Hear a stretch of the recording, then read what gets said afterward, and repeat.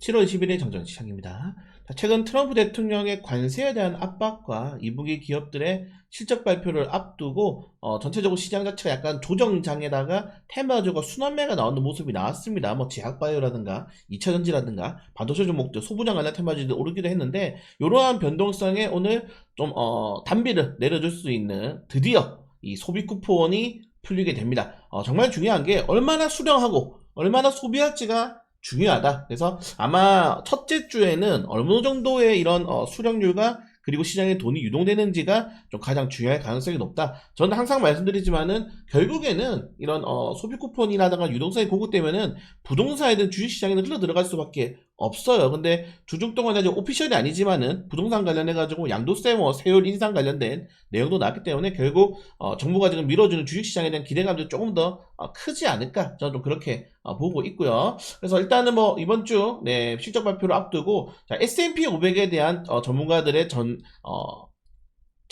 이 전망치가 상향이 되고 있습니다. 특히 빅테크 기업들이 2분기에도 실적이 굉장히 좋게 나오면서 목표가가 굉장히 많이 올라갈 것이다, 이런 내용이 나왔는데, 사실 뭐 미국 증시가 오르면 국내 증시도 뭐 나쁘진 않죠. 좋은 영향을 받을 수가 있고, 특히 그 중에 엔비디아, 알파벳, 아마존, 메타, IT 기업들이 굉장히 좋은 흐름을 보여주고 있는 상황에서 애플과 테슬라도 비가 내리는데, 오늘 비가 내리는 것과는 더불어서 지금 웨드부시에서 목표가 엄청나게 끌어올려 버렸거든요. 원래 근데 웨드부시가 테슬라 빠입니다. 빠.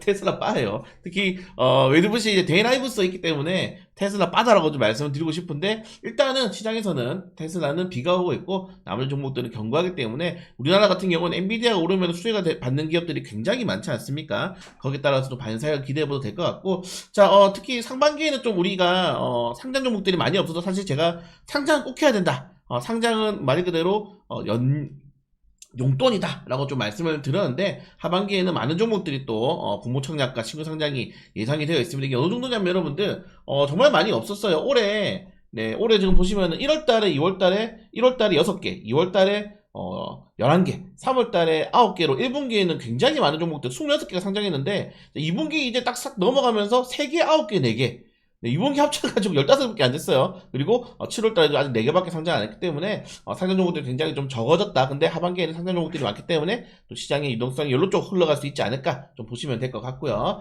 자, 그걸 제외하고는 뭐 사실 오늘 큰 일정 이슈는 없습니다. 큰 일정 이슈는 뭐 어차피 저 스테이블 지역 앞에 이 소비 쿠폰이 가장 좀 중요하게 움직이지 않을까라고 좀 생각이 되고요. 그걸 제외하고는 기존에 나왔던 재료들이 반복되고 확대되고 재생산되는 내용이기 때문에 이런 것도 좀 빠르게 넘어가도록 하겠습니다. 그러니까 너무 뉴스에 계속적으로 여러분들 매몰될 필요가 없어요. 저도 어제 이제 시간이 좀 남아가지고 오랜만에 다른 경제 유튜버들은 어떻게 좀 뷰를 보고 있나라고 했는데, 똑같은 말을 계속 하더라고요.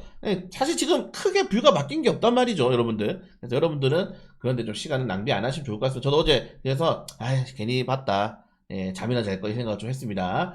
똑같은 내용입니다. 그리고 이건 좀 열받는 내용인데, 우리 해상 조약선의 흉기를 또 위협했다는 중국도 이슈가 나는데, 이거는 사실 이거는 이제 그 전의 내용이고 또 뉴스가 나온 거예요, 여러분들. 그래서 참 이제 중국과의 관계가 좀 쉽지 않을 것 같다, 이렇게 좀 말씀을 드리고 싶고요. 자, 그리고 이게 좀 중요한 내용이었는데, 일단은 다행스러운 게 이 이시바 총리가 계속 총리직을 유지한다고 해요.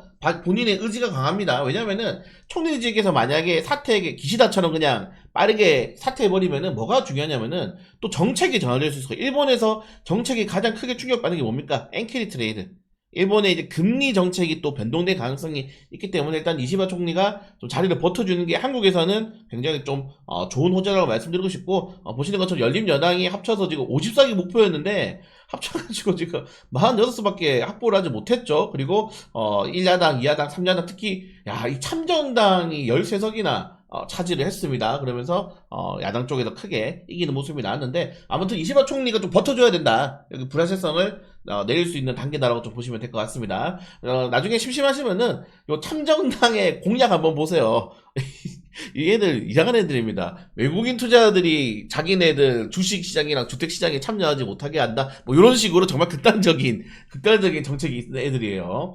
자, 그리고 한국갤럽에서 오늘 발표했는데, 주식이 드디어 25년 만에 부동산 치고 국민재테크 1위에 등극했다라고 하고 있는데, 이건 이제 여러분들 전체적인 비중을 말하는 게 아닙니다. 최근에 최근에 관심도가 높아졌다는 거고, 아직도 여전히 국가별 부동산 자산 비중 비교, 여러분도 보세요. 너무 높아. 여러분들 이 부동산 비율이 70, 60%가 넘는 국가가 전 세계에서 네, 좀 호주랑 뭐 중국이나 한국밖에 없어요. 굉장히 작습니다. 굉장히. 예, 굉장히 작아요. 그래서 빨리 좀 우리나라도 너무 부동산에 매몰되어 있다기보다는 빨리 좀 유동성 자산으로 좀 많이 시장이 전환되는 게 좋을 것 같다. 그러니까 부동산 뭐 좋죠. 근데 부동산의 최대 장점이 뭡니까? 황금성이 약하잖아요. 내가 집을 팔고 싶어도 당장에 팔 수가 없어. 사는 사람이 없으면 가격도 솔직히 말해서 좀 너무 이제 막 빠른 변화가 나오진 않는 거죠. 그렇기 때문에 주식시장에 보시면은 다 부동산 비중이 낮단 말이에요. 이 다 유동성으로 공급되는 건데 우리나라 좀 부동산 이번 정부에서 그래서 지금 부동산을 좀 잡으려고 하고 있고 그런 것들이 좀 잘 잡혔으면 좋겠다 이렇게 말씀드리고 싶습니다. 자, 한국 건설 취업자 수가 이번면 당연히 뭐 그럴 수밖에 없죠. 저도 예전에 공글이 많이 지었는데 저게 이제 가갈리 쪽에 제가 지은 아파트가 몇 채 있습니다. 네, 근데 전체적으로 보면은 사실 국내에 건설 법인이 제일 많다고 해요. 그래서 어느 정도 좀 이제 트렌드에 따라서 소멸되는 게 아닌가. 더 이상 뭐 건물 지을 데도 없잖아 우리나라에 이제. 네, 그렇게 생각이 됩니다. 자, 그리고 정부가 좋은 이슈가 나왔죠. 북한 개별 관광 검토. 대지만님 우리 대지만님께서 언급하신 북한 개별 관광 검토가 나오고 있는데 관계보험카드 준비하고 있다. 그래서 경험주 중에서 이제 우리 남북 이 관광 관련 테마주들 뭐 일신석재라든가 아나트라든가 모노용평이라든가 현대엘리베이터 이게 제가 그래서 어제 뉴스 나온 다음에 이거 영상을 한 번 더 찍을까 했는데 야 악재도 있어요 여러분들. 지금 통일교 관련해 가지고 또 정부가 약간 통일교 터치를 또 하고 있는 거 여러분들 다들 보셨죠 주말 동안에. 그래서 종교가 언급됐기 때문에 네, 저는 약간 추가 영상을 찍으려다가 하고 이제 멈췄습니다. 아무튼 북한 관련 우리 종목들 우리 남북경협주 하나 들고 있잖아요. 좀 크게 올랐으면 좋겠습니다. 귀향이면 상한가를 갔으면 좋겠네요. 자, 그리고 어제 이제 북극의 싱크탱크에서 북극 항로 개발이 어렵다. 네, 근데 어려울 수밖에 없죠 여러분들. 러시아가 지나잖아요. 근데 저는 좀 반대로 생각한 게 사실 이번 정부에서 뭐 중국도 그렇고 약간 줄다리기 외교를 선언을 했잖아요. 그러면은 러시아랑 협의 잘할 수 있지 않을까 생각도 됩니다. 네, 보시는 것처럼 북극에 가려면은 러시아를 경유해서 가야 돼요. 근데 이거를 지금 러시아랑 우리가 협의가 될 수 있을 것이냐 여기에 대해서 이야기가 나오고 있는 건데 뭐 네, 이거는 뭐 좀 더 지켜봐야 될 필요가 있을 것 같고. 자, 어제 이제 최태원 회장이 정말 중요한 발언을 많이 했습니다. 네, 그래서 보시면은 네, AI 발전 위에 관련해가지고, 이거 진짜 좋은 내용이니까 나중에 여러분 한번 검색해서 보세요. 결국에는 제조업이 AI 혁신 못하면은 10년 뒤 다 퇴출당할 것. 여기에는 여러분들 내용이 나오지 않지만은 중국에 밀릴 것이다. 중국에 다 따라잡힐 것이다. 제가 자주 말씀드리지 않습니까? 10년 뒤에 한국은 이미 끝난다. 제조업 끝난다. 빨리 산업을 전환하든지 아니면 우리나라도 중국처럼 엄청나게 지원해줘야 된다고 계속 말씀드리고 있는 이유가 이거예요, 여러분들. 지금 전략기술 보면은 다 따라잡혔어요. 어떻게 이길 거야? 자주 말씀드리잖아요. 중국은 여러분들 52시간 근무도 없고요. 네, 노조도 없고요. 네? 인건법 이런 거 없고요. 그리고 중국에서 뭐 히토류 같은 거 채취할 때 여러분들 뭐 우리나라처럼 뭐 정말 이 석유화학 업종도 굉장히 또 규제가 심하지 않습니까? 이 환경 규제? 중국이 환경 규제 지키면서 하나요? 그 규제가 없는 애들 어떻게 이길 거야? 70시간씩 일하는 애들 어떻게 이길 거예요? 70시간씩 일하는 애들 어떻게 이길 거야? 못 이긴다니까. 우리나라는 얼마 안 남았어요, 여러분들. 그래서 제가 농담으로 이제 제조업 말고 우리나라도 뭐 엔터, 라면 요런 걸로 가야 된다고 말씀드렸는데 아무튼 이게 제가 농담으로 하는 말이 아니고 진짜 심각한 겁니다, 여러분들. 이게 진짜 심각한 거예요. 이것도 한번 보시면은 지금 보세요. 생태계 피라미드 봐봐. 이거 어떻게 이길 거야? 72시간, 우리가 52시간, R&D 1800개, 우리나라 여기 대상 응급의 삭감, 인재교육, 해제 10만 명 유치, 의대 정원 확대, 의대만 가. 공부 잘하는 의대만 간다고. 네. 중국 제조 2003단계. 얘네들은 정책을 10년 동안 해, 지금.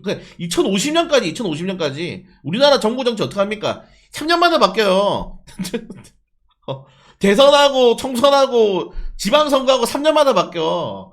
우리나라도 좀 진득하니 가야 됩니다, 이렇게. 그래서, 뭐, 저 하나가 이렇게 잔소리 해봤자 바뀌겠습니까? 네. 쉽지가 않다. 이렇게 말씀드리고 싶고요. 네, 개별적인 일정 종목들 하나씩 보시면은 좋을 것 같습니다. 네, 오늘 뭐 큰 일정 이슈가 뭐 많이 없어서 뉴스도 많이 안 나왔네요. 네. 보통 이제 주말 딱 끝나가면 리포터가 쫙 나오는데 오늘 리포터도 좀 많이 없었다라고 좀 말씀드리면서 네, 가장 중요한 게 미생의복 소비 쿠폰. 치킨 한 마리씩 드실 거죠, 여러분들?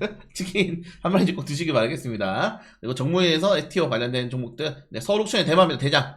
그렇게만 보시면 될 것 같고, 자, 프로티나가 공모청약이 시작합니다. 네. 자, 오늘 이 정도까지 보시면서, 또 장전 시장에서 네, 재밌게 놀아보도록 하겠습니다. 제가 신호방에 그리고 어제 또 요청이 와가지고, 열심히 작업해가지고 또 매일매일 올려드렸는데, 한번 꼭 확인하시기 바라겠고요. 네. 정치 라이브 방송을 뵙도록 하겠습니다.